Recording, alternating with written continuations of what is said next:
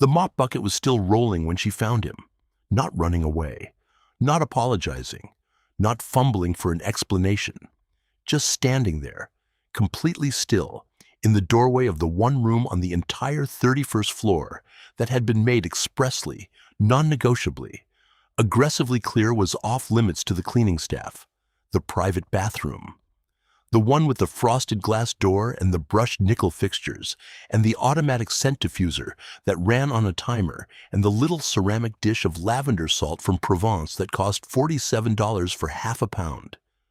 Marcus Cole was drying his hands on a paper towel, calm, unhurried. The way a man dries his hands when he is not worried about who is watching, which is the only way Marcus Cole ever did anything. He looked at her. She looked at him, and in the half-second before Petra Vale opened her mouth, the entire trajectory of the next 60 days was quietly, irrevocably decided. She did not lower her voice. That was the first thing. She had the kind of voice that had been sharpened by a decade of conference rooms and quarterly reviews and the specific daily exercise of making decisions that other people carried out. The kind of voice that carried across marble lobbies and glass partitions and the expensive hollow of a building designed specifically to amplify power. And she used every inch of that voice now, right there in the hallway of the 31st floor of Caldwell Tower, in front of 11 of her employees who had just watched their CEO freeze at the sight of a man in worn work boots and a gray Carhartt jacket holding a crumpled paper towel. "Excuse me." Not a question, a scalpel. Marcus finished drying his hands. He folded the paper towel once, pressed it flat between his fingers out of pure habit, and dropped it neatly in the bin beside the door. Then he turned to face her fully. The way a man turns to face something he has already decided, before the turn is even completed, is not a threat. "Ma'am," he said. That was it. Just that. One word. No heat. No flinch, no upward inflection of apology, and somehow that single syllable made Petra Vale angrier than anything else that would happen that day, possibly that week, possibly, though she would not have admitted this to anyone, in quite some time. But before we talk about what she said next, before the security escort and the formal complaint, and the meeting that would unravel 14 months of comfortable assumptions in under 30 minutes, before any of that, let me tell you about the building. Caldwell Tower had 42 floors of blue-veined Italian marble in the lobby, a service elevator that had been replaced twice since 2009, windows that caught the late afternoon light at an angle that made the whole east face of the building look briefly and magnificently like something worth painting, and the kind of reputation in the city's commercial real estate landscape that people mentioned carefully. The way you mention something expensive without looking like you're measuring it. It sat on the corner of Hale and Meridian, a half block from the transit hub, 2 blocks from the best sandwich shop in the district, a place called Carver's that had been there for 26 years and still made its bread in-house every morning, and directly above a parking structure that generated more monthly income than most small businesses saw in a full quarter. The building had been purchased in 2017 through a holding company called Cole Property Holdings, LLC. The transaction had been structured quietly. The name on the paperwork was not the kind of name that prompted phone calls from the financial press. There were no announcements, no ribbon cutting, no press release, no champagne. Cole Property Holdings acquired Caldwell Tower the same way a man who genuinely knows what he's doing acquires anything that matters, quietly. Completely, without permission from anyone's opinion. Marcus Cole had built the holding company from a single property investment in 2008, a fourplex in the East Side District that everybody else thought was a money pit, a brick liability with bad plumbing, and 1 tenant who paid in cash, and 3 who didn't always pay at all. What everyone else saw was the surface. Marcus saw the transit line extension that the city council had approved in a session that got exactly 4 sentences in the local paper. He saw the demographic shift that always followed the line. He saw the fourplex sitting directly in the path of a tide nobody was watching. It tripled in value. He bought 2 more properties with the proceeds, then 5, then a small office building in the Meridian corridor, while the market was soft and the sellers were sweating and everyone in commercial real estate was talking about the crash that was coming and buying nothing. Marcus bought, carefully, deliberately, with the specific confidence of a man who had done his math and was not interested in doing it again for the comfort of people who hadn't done theirs. His wife Pauline had been the one who made him write everything down. Not because she didn't trust his instincts. She trusted his instincts the way you trust something you've watched be right too many times to keep questioning. She made him write it down because she had a theory about clarity. She kept this spiral notebook on the kitchen counter, dark blue cover with a small water stain on the bottom right corner from a coffee mug incident of 2009. And every time Marcus came home talking about a new property, she would open the notebook and make him explain the logic from the very beginning, like she was hearing it for the first time, even when she'd heard the pitch twice already that week. "If you can explain it plainly to someone who loves you," she told him once, "then you actually understand it. If you can't, you're guessing, and you know it." He explained everything in that kitchen: the fourplex, the Meridian building, 3 different renovation decisions. The conversation about Caldwell Tower took 45 minutes and 2 cups of tea, and Pauline had asked 14 questions and written down the answers, and at the end, she had set down the notebook and looked at him across the kitchen table with the expression she used when she had decided something privately and was allowing him to figure it out on his own. "Buy it," she said.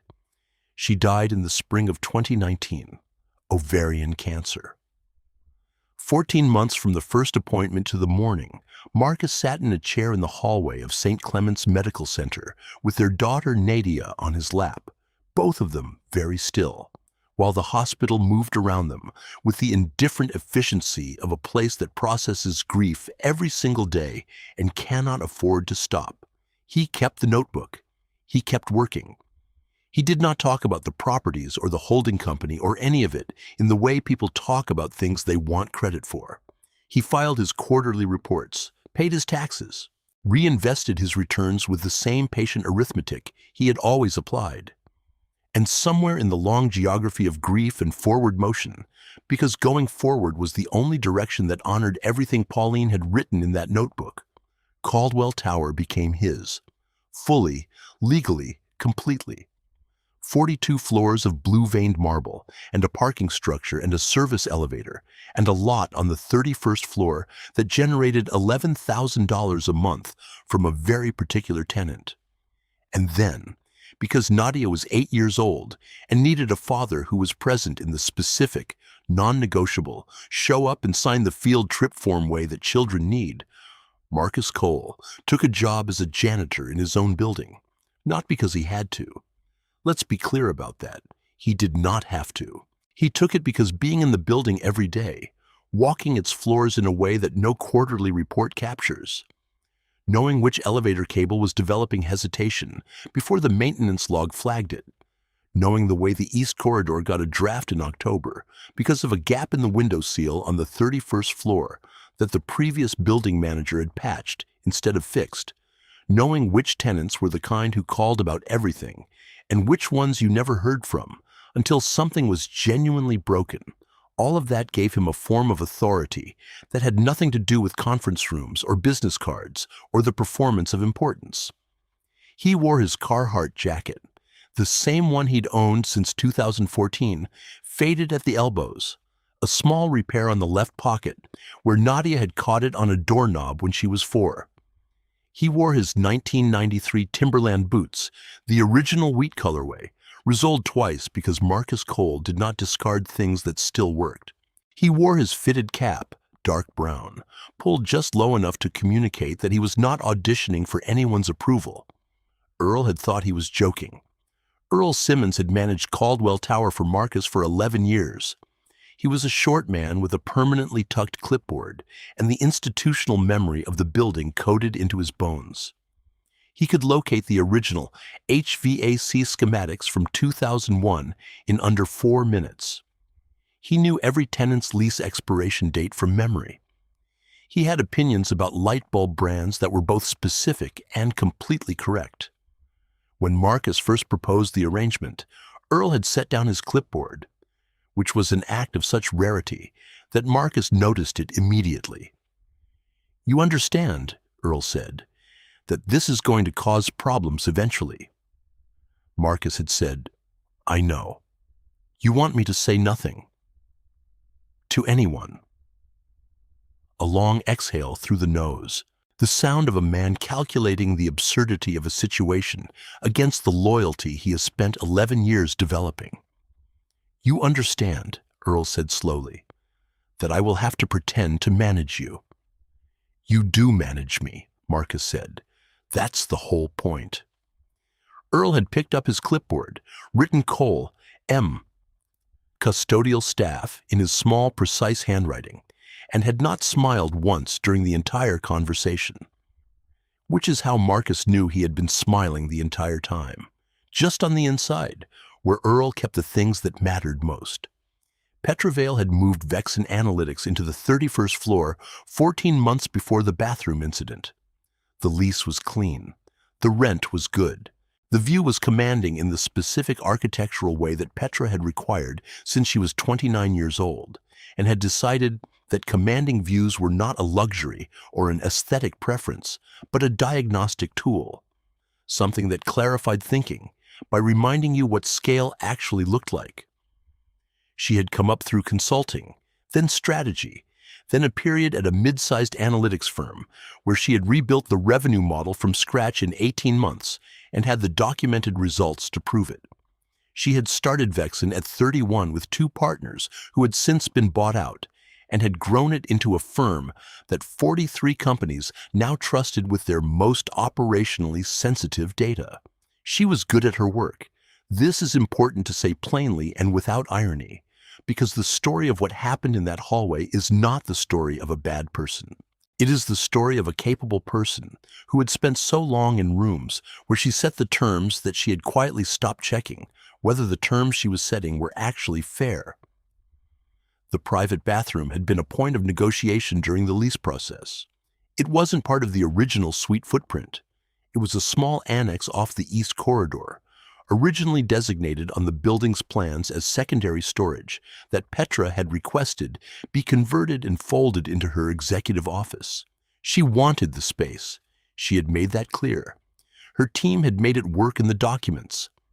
Earl, who understood lease language the way surgeons understand anatomy, had flagged, once in writing, that the annex sat technically outside the boundary of the 31st floor's leasable space, that it occupied a section of corridor designated as common area under the building's original zoning record. The flag had been professional and specific, and had been answered by Vexen's legal team with amendment language that was good, technically sound, and just barely sufficient to justify moving forward. Earl had sent the amended language to Marcus.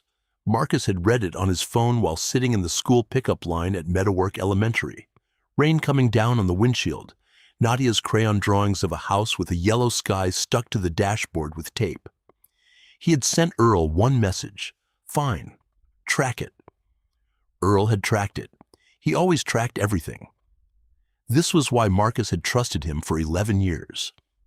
For 14 months, nobody used that bathroom except Petra, her personal assistant Margot, and occasionally Diana Cruz, Vexen's head of legal, who had been specifically named in a memo that Petra had distributed with the gravity of someone issuing a diplomatic access treaty.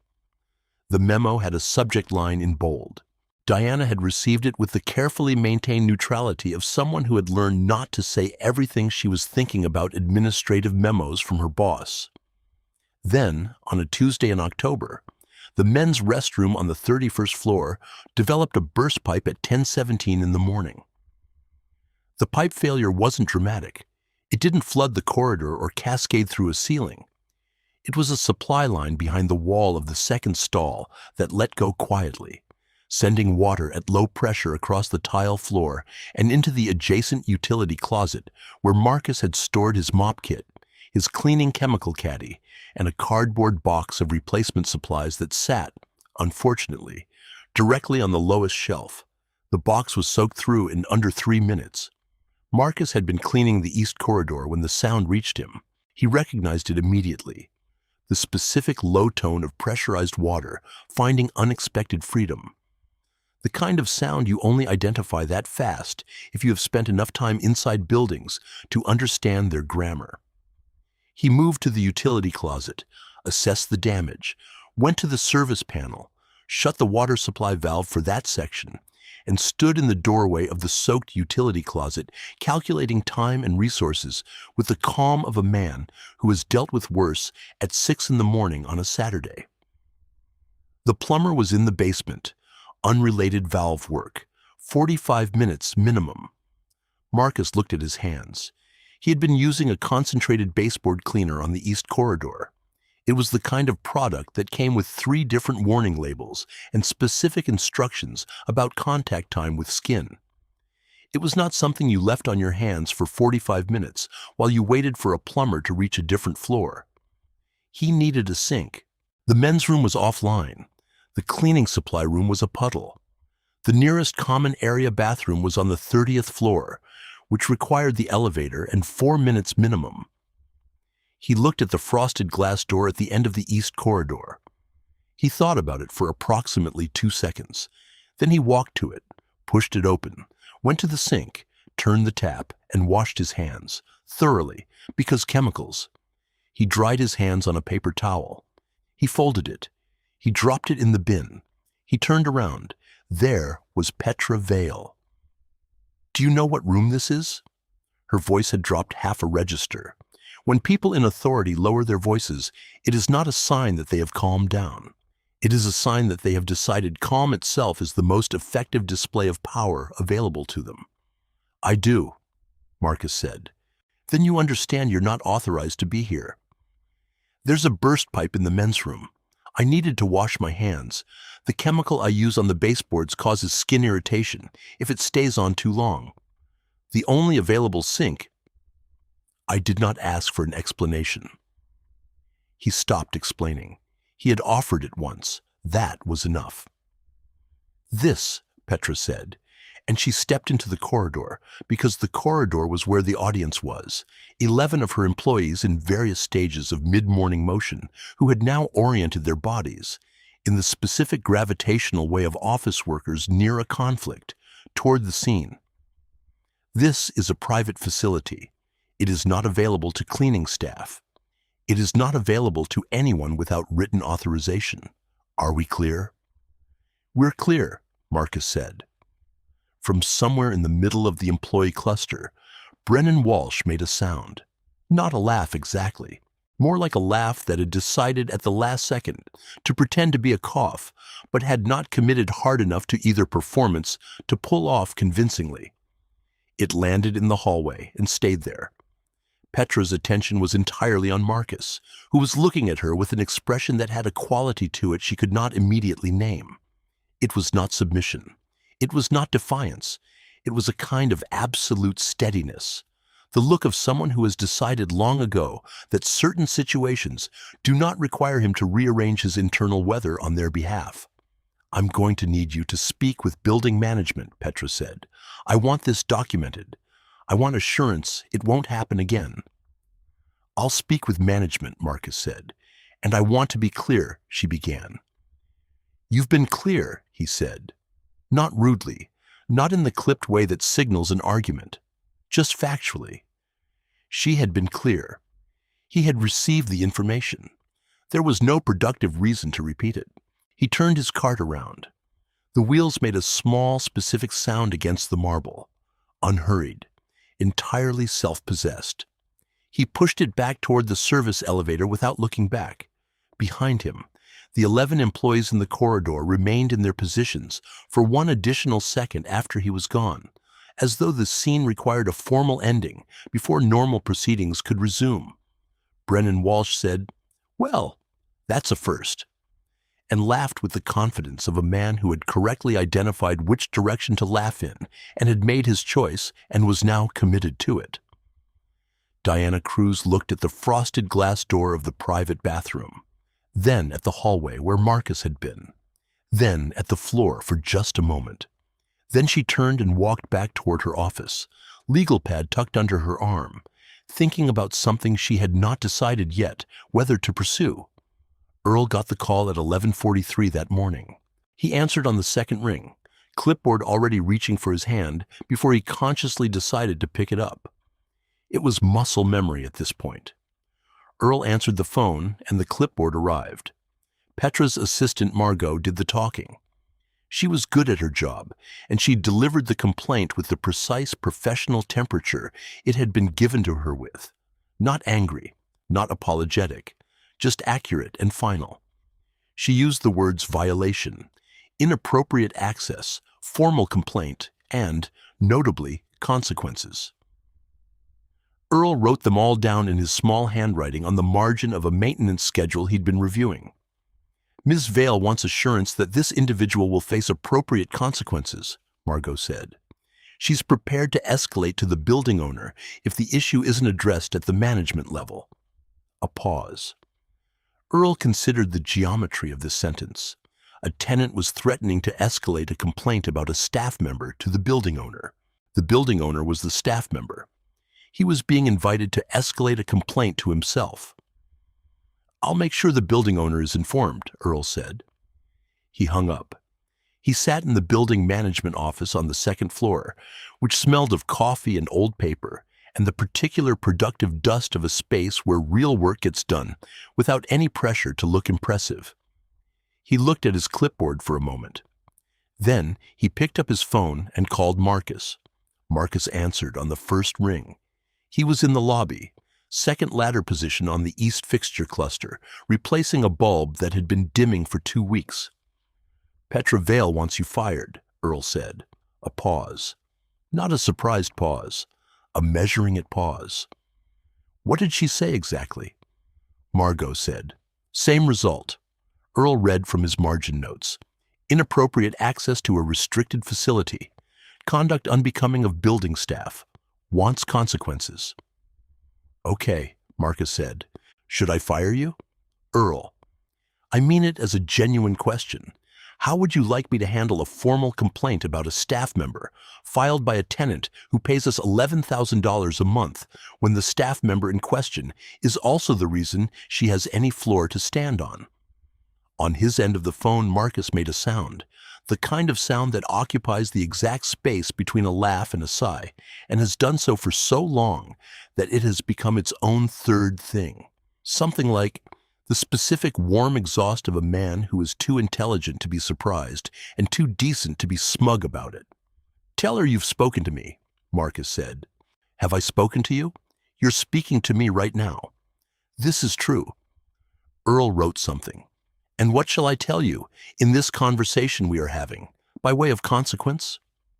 Tell me to use the common bathroom on 30 next time there's a maintenance issue. And will you? Yes, unless there's another burst pipe." "That seems reasonable," Earl said. "I'll let her know consequences have been addressed and the matter is closed at the staff level." "Appreciate it." A pause. Marcus. "Yeah. One of these days she's going to find out." "I know. And it's going to be something to see." "I imagine so." He moved on the ladder. "How's the basement valve?" "Finished. 31st floor men's room is back online." "Good. I'm going to finish the lobby lights." That was the whole conversation.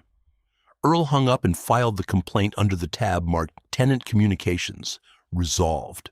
He wrote resolved in his precise handwriting and underlined it once for reasons that were technically professional and emotionally complicated. Nadia Cole arrived at Caldwell Tower at 3:52 that afternoon because the dentist appointment had run shorter than expected and the school bus schedule was what it was, and her father had told her where to find Earl in exactly that scenario, which was the building management office on the second floor, which was where she went. She walked in and surveyed the room with the eye of a person who takes environment seriously and has opinions about what those opinions reveal. "Why is this room so brown?" she said. "Oak paneling," Earl said, not looking up. "Is that a choice or did it come with the room?" "Came with the room." She sat down and opened her backpack with the focused economy of a child who knew how to make use of a waiting period. She pulled out a granola bar and a book. She looked at the book first, decided against it, looked around the room again. "There's no window," she said. "There's a window." Earl pointed without looking. "That's a very small window." "It is." "Dad should fix that." Earl looked up. He regarded Nadia the way you regard something that has been right about too many things to be dismissed. "Your father owns this building," he said. "He could fix quite a lot of things. He prefers to let most of them be." Nadia ate her granola bar and thought about this.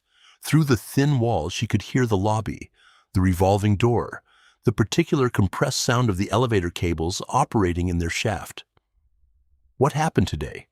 she said. Earl, who had a policy about sharing tenant business with third parties, looked at the 8-year-old daughter of the building owner and made an executive exception. He told her the short version: the burst pipe, the bathroom, the woman in the charcoal blazer. Nadia listened without interrupting. When Earl finished, she took a moment. "She made a whole thing about it?" Nadia said. "In the hallway, in front of her employees." Another moment. Nadia folded her granola bar wrapper into a neat rectangle. "That's a lot of energy," she said. "It is," Earl agreed. "About a sink. About a sink. In my dad's building." Earl placed his pen very carefully on his clipboard. "In your father's building," he confirmed. Nadia opened her book. "Adults," she said, which was not exactly a word so much as a complete philosophical position, delivered with the economy of someone who did not feel the need to elaborate. Diana Cruz was in her office at 6:15 on a Thursday evening, 3 days after the bathroom incident, reviewing the expansion framework. Not because she had been asked to stay late, because she had found something that required the quiet of an emptied office and the full attention of a mind not being interrupted. Vexen was considering taking 2 additional floors, the 32nd and 33rd. The economics made sense. The company had grown into a position where the 31st floor was beginning to feel less like a headquarters and more like a compression chamber. The expansion request had been approved in principle by Petra. Diana had been given the task of reviewing the existing lease before any new terms were negotiated, because that was how Diana did things. You didn't negotiate for more space until you understood completely what you were standing on. She had reviewed the original lease, the amendments, the side letters, the one-page annex regarding the East Corridor facility. She found the annex language in the second-to-last amendment. She read it carefully. Her predecessor had written it carefully. It was good work, but at the bottom of the paragraph, in the standard party identification block, the landlord entity was listed by its legal name, Cole Property Holdings, LLC. She typed it into the state business registry. Registration documents loaded. She found the founding date 2008. She found the registered agent. She found the managing member designation. She found the name. She read it twice. She sat back. Diana Cruz had been a legal professional for 11 years and had developed, over the course of those 11 years, a very specific and well-calibrated internal alarm. It did not go off at every discovery or every complication. It went off when a situation had quietly become something structurally different from what everyone in the room had believed it was. It was going off now, steadily, clearly, the way reliable alarms do. She thought about the complaint Petra had filed, the formal communication logged through the building's tenant portal, the complaint that had named a staff member. That had demanded consequences. That had been sent, through the official system, to building management, which meant it had been received by, at minimum, the managing member of Cole Property Holdings, LLC. She thought about the managing member reading that complaint. She thought about a man in a Carhartt jacket and Timberland boots and a fitted cap who had dried his hands on a paper towel and said "ma'am," and pushed his cart back toward the service elevator without raising his voice. Diana closed her laptop, sat, opened it, read the annex language one more time. The annex sat outside the leasable boundary of the 31st floor, not egregiously, not in a way designed to deceive, but outside in a way that meant Vexen had been designating a common area facility as a private executive bathroom for 14 months without that designation being fully codified in the building's zoning record. It was a documentation gap, not criminal, not even particularly unusual in commercial real estate, but exactly the kind of gap that a building owner, if he chose, had every legal standing to address at the moment of lease renewal, or during an expansion negotiation, or in the 60 days before an expiration date. She checked the calendar. Vexen's lease on the 31st floor expired in 62 days. She closed her laptop again and sat in the dark of her office for a long time, listening to the building settle. The meeting request went out on a Friday. Formal, professional. Standard language requesting a representative of Cole Property Holdings to attend a preliminary expansion discussion at 10 on Wednesday morning in the executive conference room of the 31st floor. Petra had approved the meeting request in the same motion she used to approve everything non-urgent. A tap on the tablet, eyes already moving to the next item.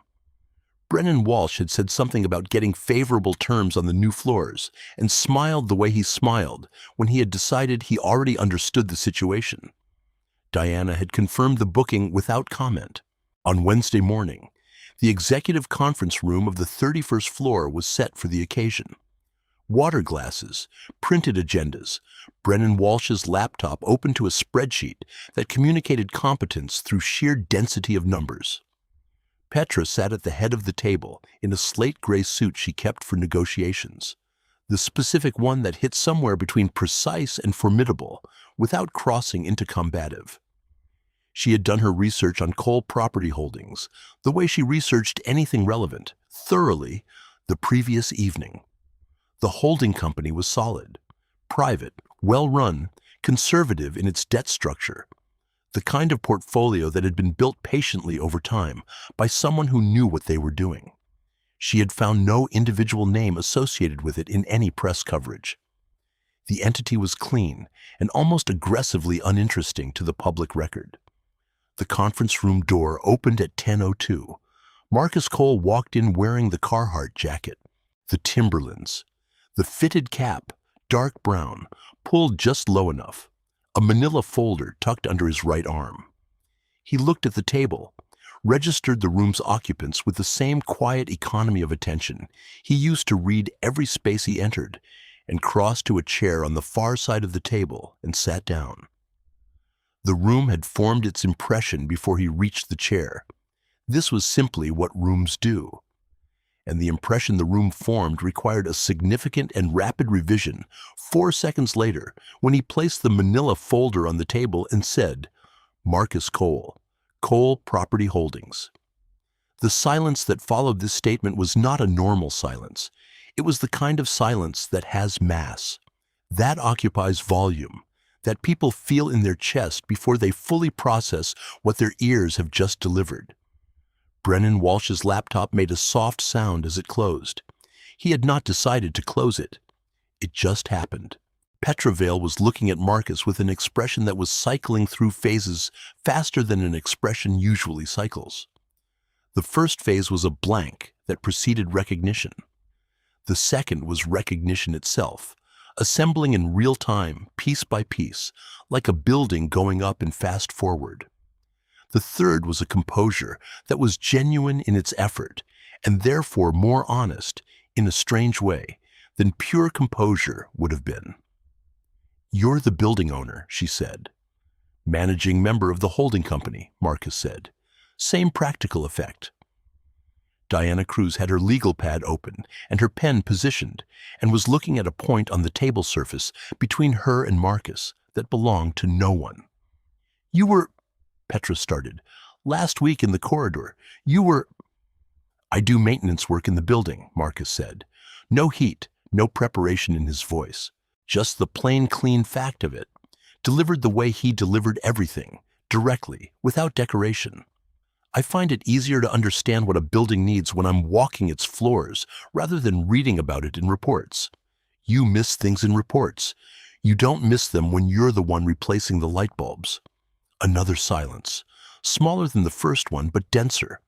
"The bathroom," Petra said.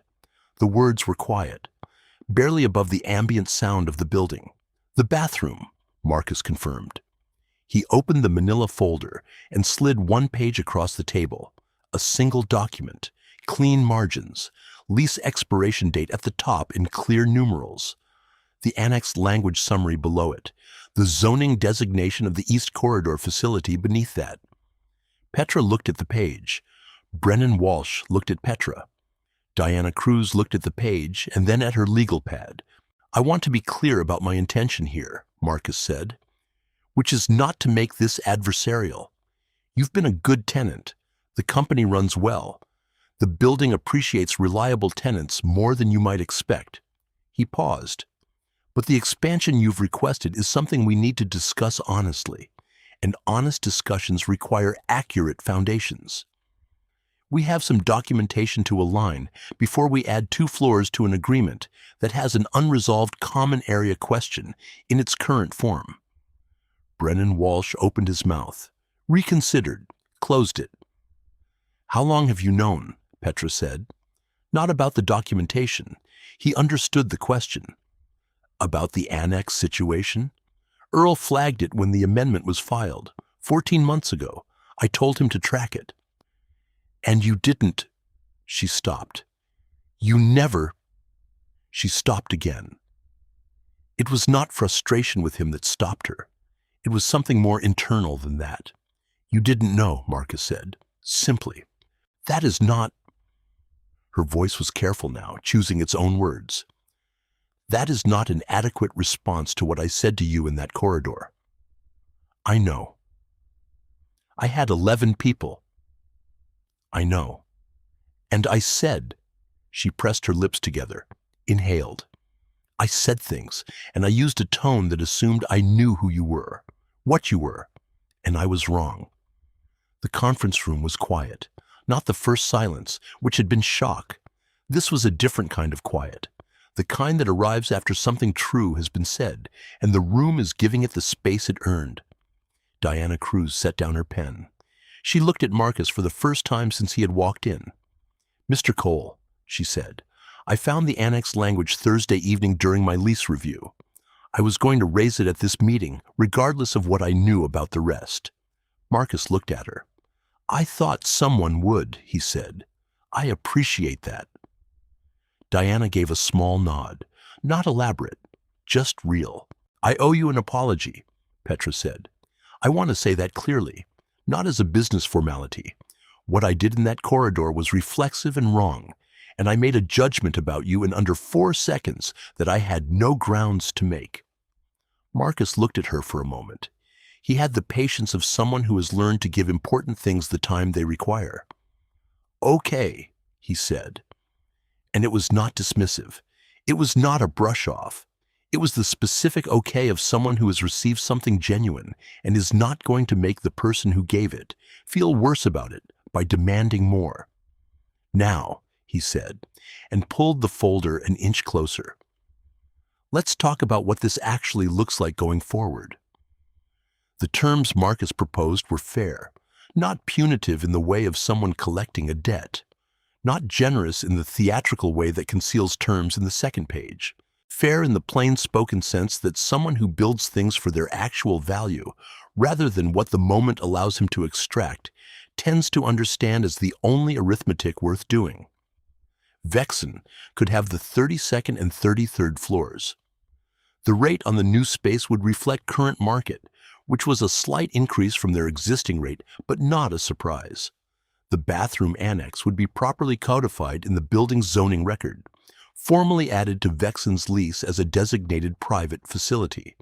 This would require a modest monthly adjustment for the legitimate use of what had, for 14 months, been common area infrastructure. No retroactive billing. No backdated charges. They would pay correctly from this point forward.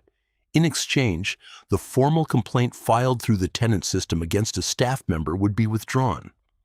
The complaint that named a custodial employee. The complaint that had requested consequences. The complaint that had been, in a technical and slightly magnificent sense, filed by a tenant against the building's owner regarding his presence in the building's own common area corridor. Brennan Walsh absorbed all of this with the expression of a man who had come into a room planning to win a negotiation and was now grateful to be offered a draw. He had one question. He asked it without the confidence he'd walked in with. Why didn't you just tell people, from the beginning, who you were? Marcus regarded him with the patience of a man who has answered this question before, internally, and has arrived at an answer he is comfortable with. I didn't take the job to be known, he said. I took it because the building matters to me. The best way to take care of something that matters to you is to be close to it, to understand it in the way you can only understand a thing when you're the one doing the work. He looked at Brennan evenly. If everyone knew who I was, they'd treat me differently, and I'd stop seeing it clearly. I'd see what people show someone with authority instead of what's actually there. He let that settle. Also, he added, and there was something in his voice now, something dry and warm in equal measure. I had a burst pipe that Tuesday morning. I had a priority. Diana Cruz laughed. It was short and real, and she made no effort to manage it, which told Marcus more about her than anything she'd written on the legal pad. Brennan Walsh followed a half-second later, the laughter of someone relieved that the room has given him permission to breathe normally again. And Petra Vale, carefully, deliberately, with the specific quality of a woman who has spent 14 years making sure her expressions communicated exactly and only what she intended them to communicate, allowed the corner of her mouth to move. It was not a small thing. For her, it was not a small thing at all. The agreement was signed the following Monday. Cole Property Holdings and Vexen Analytics, new terms, clean documentation, 2 additional floors, a properly designated bathroom, and a lease renewal structured with the specificity that comes from both parties, knowing exactly what they're agreeing to and why. Earl filed the executed copies in the tenant records and made a notation in his own handwriting on the internal tracking sheet that he kept in a separate folder that no one else accessed. The notation was not long. It was 2 sentences. Earl had a gift for 2 sentences. The renovation on 32 and 33 took 6 weeks. Marcus had overseen the same process in the building twice before and knew which contractors delivered and which ones renegotiated on materials and built the timeline around what he knew instead of what the bid document said. The result was exactly what it should have been, which was the only result Marcus Cole ever accepted. Petra passed him in the lobby on a Monday 3 weeks after the agreement. He was at the East Fixture Cluster with Earl, reviewing the replacement schedule on a bank of overhead lights that were approaching their service threshold. She was crossing to the elevators with a coffee in each hand, moving at her particular forward-directed pace. She slowed, just briefly. She nodded. He nodded. That was it. No ceremony, no converted moment speech. Just 2 people who now understood each other's actual dimensions, occupying the same lobby without friction or performance, which in Caldwell Tower, and in most places that matter, was what passing through the same space peacefully actually looked like. Earl, observing from his position near the east panel, made a small notation on his clipboard. He did not share it with anyone. He filed it in the long, careful, deeply unofficial record he had been keeping for 11 years of a man who owned the ground. Everyone else was standing on and had never once required them to know it. Nadia Cole found out the full story not from Marcus, but from Earl, the following Thursday afternoon, in the building management office over the second half of a granola bar. She listened to all of it, the burst pipe, the hallway, the 11 employees, the formal complaint, the Wednesday meeting, the folder on the conference table, the moment of recognition, the apology. When Earl finished, she sat quietly for a moment in the way she sat quietly when she was assembling a verdict. She had a lavender salt dish in there, Nadia said. Apparently, Earl said. That's $47 for half a pound, Nadia said. Earl looked at her. How do you know that? Mom used to look at them in the store and say $47 for half a pound and then put it back, Nadia said. A pause between them, the kind that held something careful in it, something neither of them pushed. That sounds like your mother, Earl said. Yeah. Nadia finished her granola bar. She folded the wrapper into a neat rectangle with 4 precise folds and placed it in the trash. Then she looked at Earl with the direct, uncluttered gaze of someone who had been paying attention to the world for 8 years and had understood most of what she'd seen. Dad should renovate this room, she said. Probably, Earl said. The brown is a lot. It is a lot. He won't do it, though. He hasn't yet. Nadia opened her book. The building settled around them in its ordinary afternoon way. The elevator cables in their shaft. The low harmonic of the HVAC cycling. The sound of the revolving door in the lobby. Someone going out. Someone coming in. The constant, ordinary exchange of a building living its life. Earl, Nadia said, not looking up from her book. Yeah. Why doesn't he want people to know? Earl thought about this. He thought about Marcus in his Carhartt jacket and his wheat Timberlands. He thought about a blue spiral notebook with a water stain on the bottom corner, sitting on a kitchen counter in a house that was quieter now than it used to be. He thought about 11 years of walking these floors. Because the knowing changes the thing, Earl said. He wants the building, not the credit for the building. He wants to take care of it, not be praised for taking care of it. He looked at her. Some people spend their whole lives trying to be seen. Your dad spends his whole life just being real. Those are 2 very different ways to live. Nadia sat with that for a moment. Outside the small window of the building management office, a pigeon landed on the ledge and then reconsidered and left. She apologized before she knew, Nadia said. Right? That's what you said. Before she knew, Earl confirmed. Nadia nodded once, slowly, the verdict face. Okay, she said. That counts. She went back to her book, and the building went on doing what buildings do when they are properly taken care of.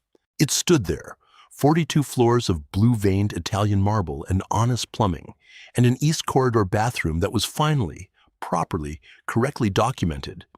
In the October afternoon light that came through the windows at the angle that made the whole east face look, briefly, like something worth painting. It asked nothing of anyone passing through it. It never had. That was the whole point. If this story sat with you the way it sat with me, hit that like button. These are the stories worth telling, the ones about people who let the work speak for them and let the world catch up when it's ready. If you want more of them every week, without fail, subscribe, because the next one is already coming, and you do not want to be the person who missed it. End of script. Expanded closing narrative, appended for full word count. But here is what the story doesn't say out loud, and what every story like this one is actually about underneath the surface details of lavender salt dishes and burst pipes and manila folders. It is about the story we tell about people before we know them. Petra Vale was not a cruel person. That is not what makes the hallway scene what it is. She was a precise person, a driven person, a person who had learned to make decisions fast because the cost of hesitation in her world was always higher than the cost of a wrong fast call. She had built that skill over 14 years, and it had served her well in boardrooms and quarterly reviews and negotiation tables across 12 cities. What it did not serve her well in, on that Tuesday morning in October, was a hallway with a man in a Carhartt jacket, drying his hands, in a bathroom that sat, technically and beautifully and somewhat poetically, on ground that belonged to him. We do this, all of us. We read the surface of things because the surface is what's visible, and we are almost always moving too fast to look underneath it. We read a truck and decide we know its driver. We read a jacket and decide we know the person inside it.